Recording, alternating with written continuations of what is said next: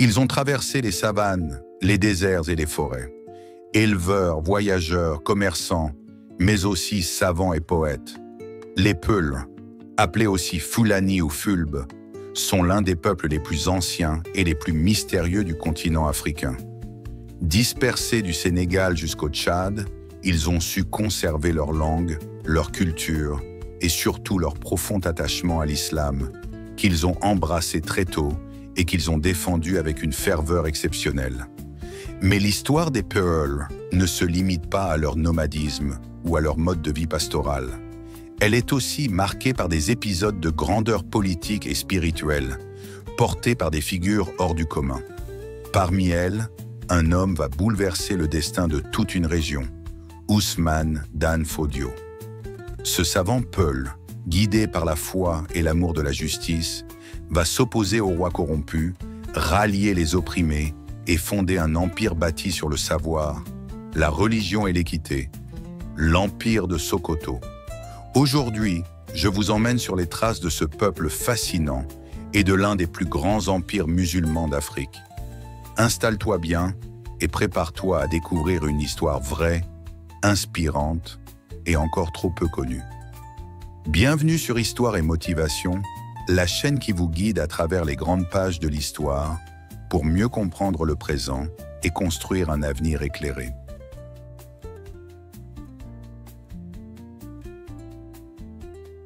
Quand on parle des grandes civilisations ouest-africaines, on pense souvent au royaume du Mali, du Ghana ou de Songhai. Pourtant, il existe un peuple, moins centralisé mais tout aussi influent, qui a marqué de son empreinte la géographie, la culture et la spiritualité de l'Afrique, les Peuls, ou Fulani, selon les langues. Leur histoire, longtemps transmise par la tradition orale, est aussi vaste que leur territoire de dispersion. Les Peuls sont aujourd'hui présents dans plus de 20 pays africains, formant une véritable nation sans frontières. Mais d'où viennent-ils? Comment un peuple aussi mobile, aussi diversifié, a-t-il réussi à construire une identité aussi forte et cohérente? Selon de nombreuses recherches historiques et linguistiques, les Peuls seraient originaires de la région du Fouta-Toro, au nord du Sénégal actuel, entre le fleuve Sénégal et la vallée du fleuve Niger.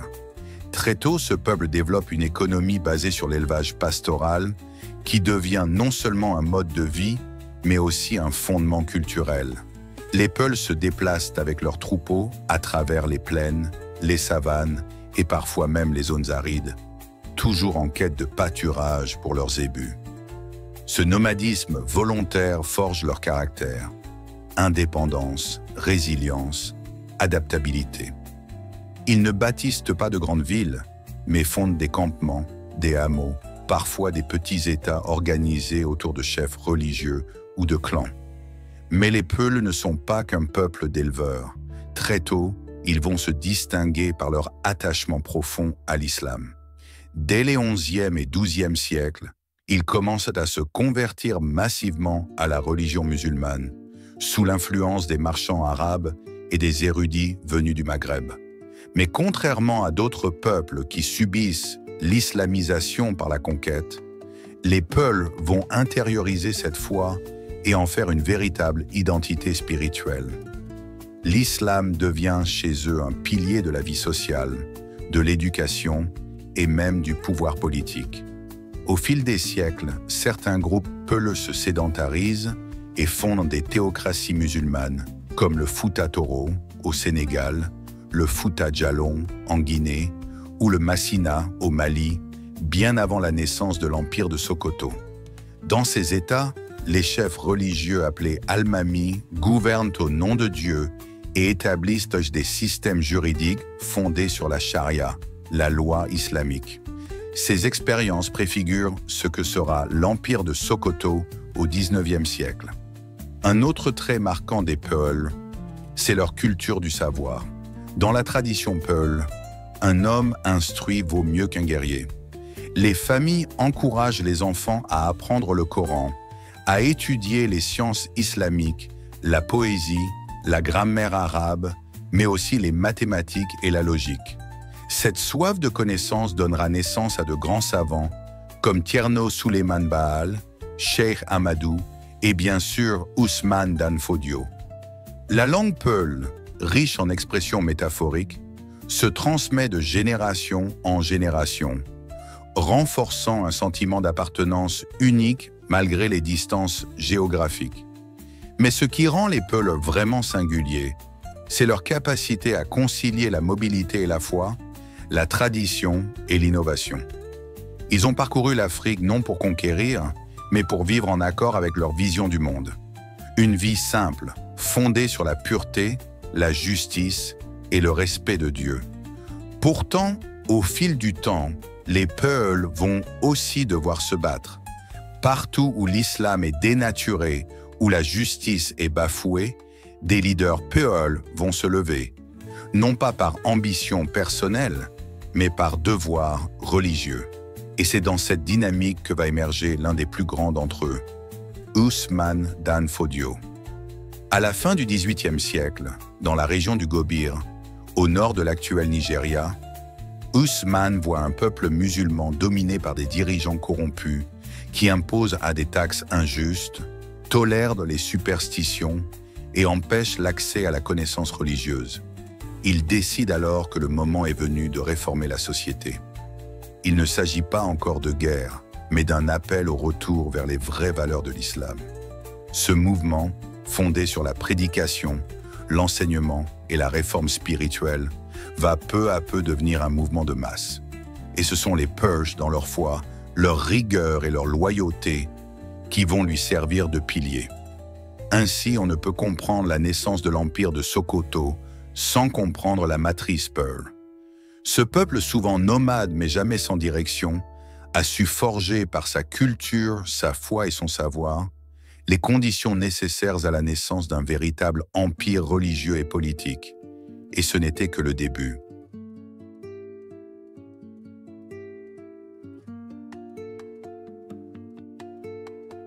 À la fin du XVIIIe siècle, dans la région de Gobir, au nord de ce qui est aujourd'hui le Nigeria, la tension monte.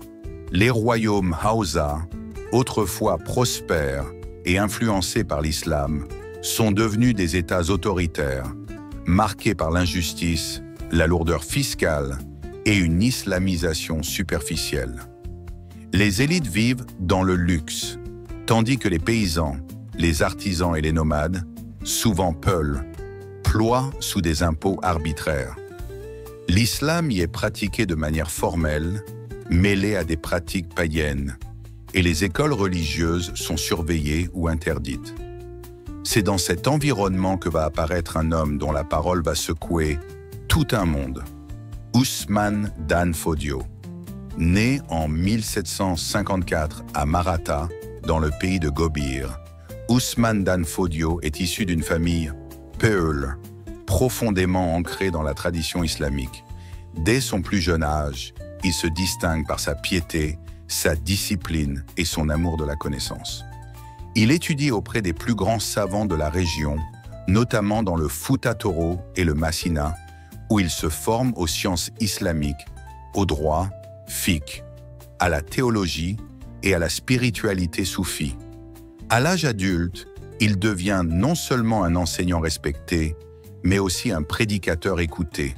Il attire à lui des centaines d'élèves, des jeunes, des femmes, des artisans, mais aussi des chefs locaux curieux de sa sagesse. Mais Ousmane Dan Fodio ne se contente pas d'enseigner. Il observe et dénonce. Il voit l'injustice sociale, la trahison des principes islamiques, la souffrance du peuple et surtout l'ignorance religieuse qui domine les masses.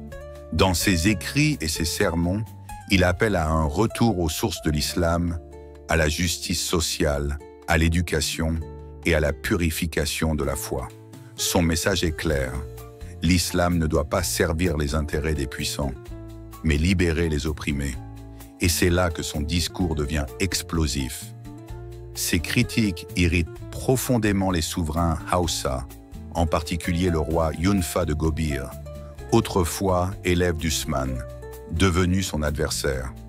Craignant l'influence grandissante de ce prédicateur charismatique, Yunfa tente de restreindre ses mouvements, interdit ses prêches, persécute ses partisans et va jusqu'à essayer de le faire assassiner. Mais il est déjà trop tard. Ousmane Dan Fodio est devenu le symbole d'un peuple en quête de justice. Son mouvement n'est plus limité aux Peuls. Il rallie aussi des Haoussa, des Touaregs, des Kanouris et même des esclaves affranchis. En 1804, face à la répression, Ousmane quitte Gobir avec ses fidèles. Ce moment, connu comme l'Hijra de Goudou, marque le tournant décisif. Inspiré par la migration du prophète Mohammed de la Mecque à Médine, Ousmane établit une nouvelle communauté à Goudou, où il est proclamé Amir al-Mouminin, commandeur des croyants. Il ne s'agit plus seulement de prêcher, c'est désormais une lutte ouverte pour établir un État islamique basé sur la justice, la foi et la loi de Dieu. C'est le début de ce que l'histoire retiendra comme le djihad de Dan Fodio. Ce djihad n'est pas un simple conflit militaire, c'est un mouvement religieux, social et intellectuel destiné à réformer profondément la société. Les partisans d'Ousmane mènent des campagnes contre les rois Haoussa, mais également contre l'ignorance, l'injustice et la tyrannie. Chaque victoire est suivie par l'établissement de nouvelles écoles, la réforme des impôts, la nomination de juges religieux et la mise en place d'une gouvernance plus équitable. Contrairement à d'autres conquérants, Ousmane ne cherche pas à gouverner seul. Il forme ses enfants, ses compagnons et ses élèves pour administrer les territoires conquis dans un esprit de fraternité et de piété. En quelques années, l'armée d'Ousmane Dan Fodio renverse les royaumes de Gobir, Kano, Katsina, Zaria, Bauchi et bien d'autres. Le djihad s'étend sur un territoire immense, reliant les peuples par la foi et la justice. Ce qui avait commencé comme un mouvement de réforme spirituelle devient une véritable révolution sociale et politique, sans précédent dans l'histoire de l'Afrique de l'Ouest. Et c'est ainsi que, sur les cendres des royaumes corrompus, va bientôt se dresser un nouvel empire. Un empire qui ne sera pas bâti par la force brute, mais par la foi, le savoir et la rigueur morale. Cet empire, c'est Sokoto, le fruit d'un long combat, d'une vision et d'un peuple prêt à suivre le chemin de la justice.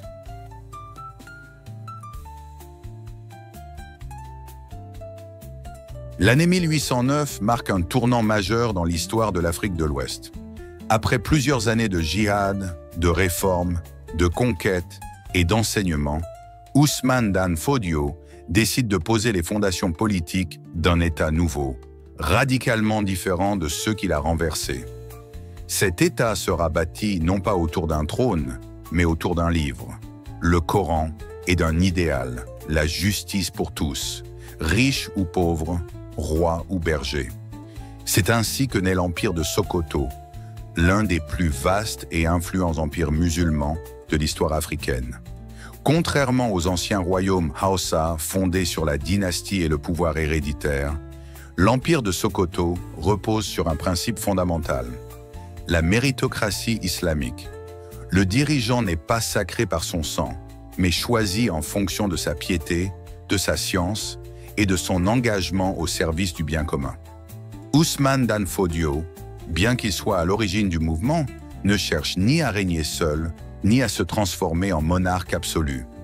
Il délègue rapidement le pouvoir à ses enfants et à ses compagnons les plus proches.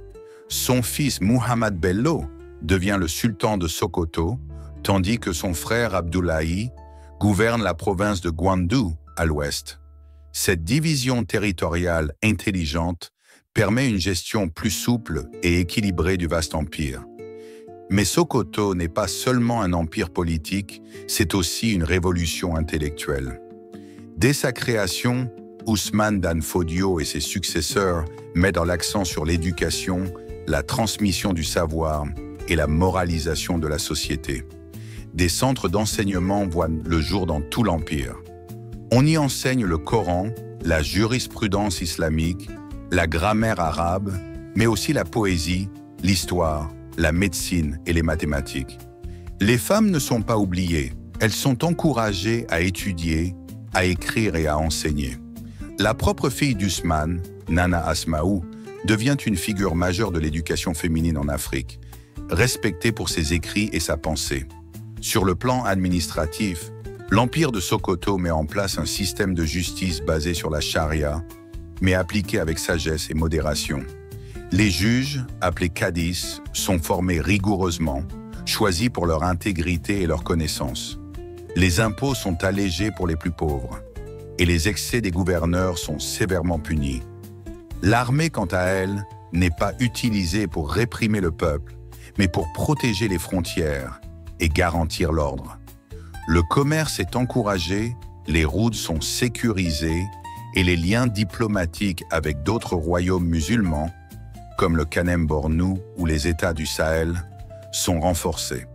Ce qui rend l'Empire de Sokoto si unique, c'est sa capacité à fédérer des peuples très divers autour d'un même projet spirituel. Peul, Haoussa, Kanuri, Touareg et même d'anciens esclaves libérés se retrouvent unis dans une vision commune de la société. Sokoto devient une capitale spirituelle, un centre d'attraction pour les savants, les marchands et les pèlerins venus de toute l'Afrique de l'Ouest. Les écrits d'Ousmane Dan Fodio circulent jusqu'au Soudan et à la Mecque, et son nom devient synonyme de réforme, de justice et de piété. Même après la mort d'Ousmane Dan Fodio en 1817, l'Empire ne s'effondre pas. Au contraire, sous le règne de son fils Mohamed Bello, il atteint son apogée, s'étendant sur un territoire immense, de l'actuel Niger jusqu'au Cameroun, et de Sokoto jusqu'aux rives du fleuve Benoué. Ce n'est que bien plus tard, à la fin du XIXe siècle, que les troupes coloniales britanniques mettront fin à l'indépendance politique de l'Empire, mais jamais à son influence spirituelle et culturelle. Aujourd'hui encore, le califat de Sokoto existe symboliquement. Le sultan actuel de Sokoto, descendant direct d'Ousmane Dan Fodio, est l'une des autorités religieuses les plus respectées du Nigeria et de toute l'Afrique de l'Ouest. Son rôle, bien que plus spirituel que politique, témoigne de la durabilité d'un héritage bâti sur la foi, le savoir et la justice.